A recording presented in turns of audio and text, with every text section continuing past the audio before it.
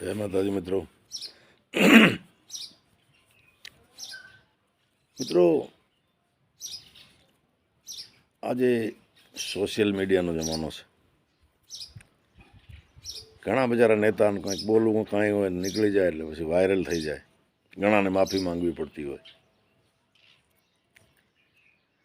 મને કે આ વાત યાદ આવી 1973-74 72 પછીની. નાના લાગીએ અમે ત્યારે. મિત્રો, એક ભવાઈ કરવાવાળી એક જ્ઞાતિ છે, ભવાયા છે, ને બીજા એક બ્રાહ્મણો છે. એને અમે રાવળદેવ કહેતા હોઈએ છીએ. એ રાવળદેવ જે છે એ 5-7 જણનું ટોળું હોય, એમાં એને પેડું કે પછી ઢોલક ને મંજીરા ને આવા બધા લઈ, સ્ત્રી વેશ પાત્રના જે વેશ હોય એ બધા લીધેલા હોય, અને ગામડે ગામડે ફરતા હોય. ખાસ કરીને જ્યાં ચારણ રહેતા હોય ત્યાં વધારે આવે છે. પછી રમે, એને રમત કહેવાય. એમાં માતાજીની હેલ આવે, કેરબો આવે, કાન ગોપી આવે, ઝંડો ઝૂલણ આવે. તમે નાનપણમાં ઘણાએ જોઈએ છે.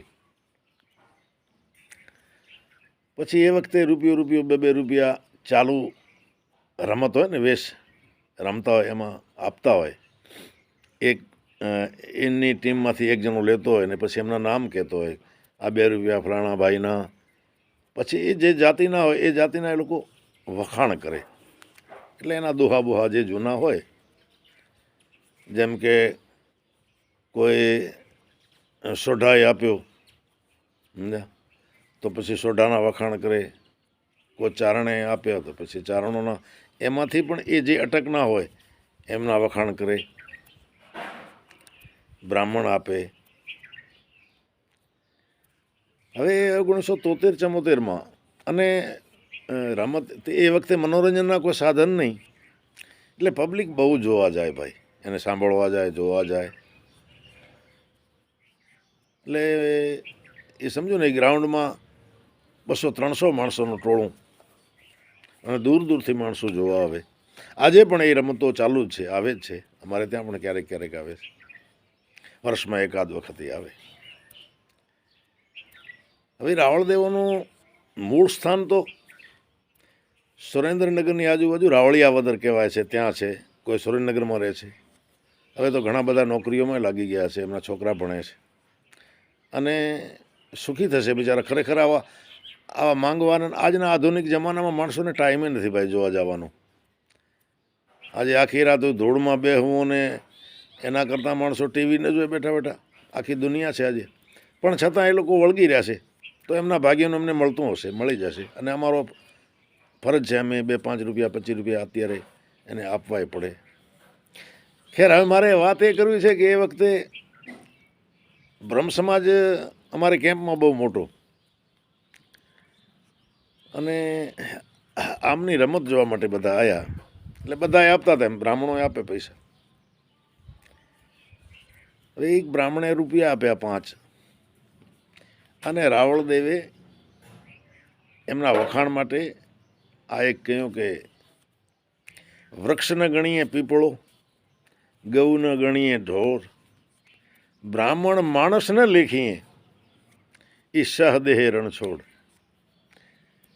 પણ હવે તરતના પાકિસ્તાનથી આવેલા આ જે દુહો કે જે એને જે ગણો જે એના વખાણ કર્યા, એમાં ઊંડા ન ઉતર્યા અને કોઈ સમજી શક્યા નહીં.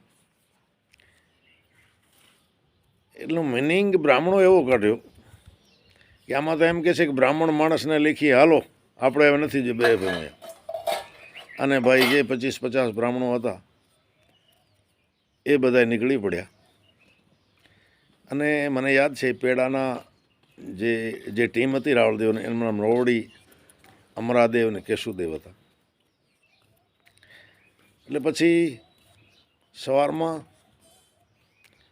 ખેડો કહેવાય એને, ડાયરો કરે. એમાં ખેડો અને આવા બધા પ્રભાતિયા ગાવતા હોય. ત્યાં બ્રાહ્મણોને બોલાવીને એનો મતલબ સમજાયો કે ભાઈ આનો કહેવાનો પાછળ એ છે કે વૃક્ષ ન ગણીએ પીપળો, પીપળાને તમે ખાલી ઝાડ ન ગણો, ગૌ ન ગણીએ ઢોર, ગાયને તમે ઢોર ન ગણો, બ્રાહ્મણ માણસને લેખીએ, બ્રાહ્મણને ખાલી તમે માણસને લેખો, એ તો સહ દેહે રણ છોડ, આમનામાં ભગવાનનો વાસ છે. પછી તો બ્રાહ્મણ રાજી થયા અને એ રાવળદેવોને રોક્યા, બીજા દિવસે કે ત્રીજા દિવસે ફરીને રમાડ્યા. પણ હવે વિચાર કરું કે જો આજનો જમાનો હોય અને જો આમ વાયરલ કરે કે મહારાજોને એમ કીધું કે આ માણસના પેટના નથી, તો ભાઈ આખા ભારત દેશનો બ્રહ્મ સમાજ ન ઉપડી પડત. એટલે તો કહ્યું છે કે વાત તો વિચાર સાર, રૂપિયા 1000 4, જાગનતા રહેણ સાર, રૂપિયા 1000 4, દુશ્મન કો માર સાર ને રૂપિયા 1000 4. એટલે આવું છે ભાઈ. તો જય માતાજી.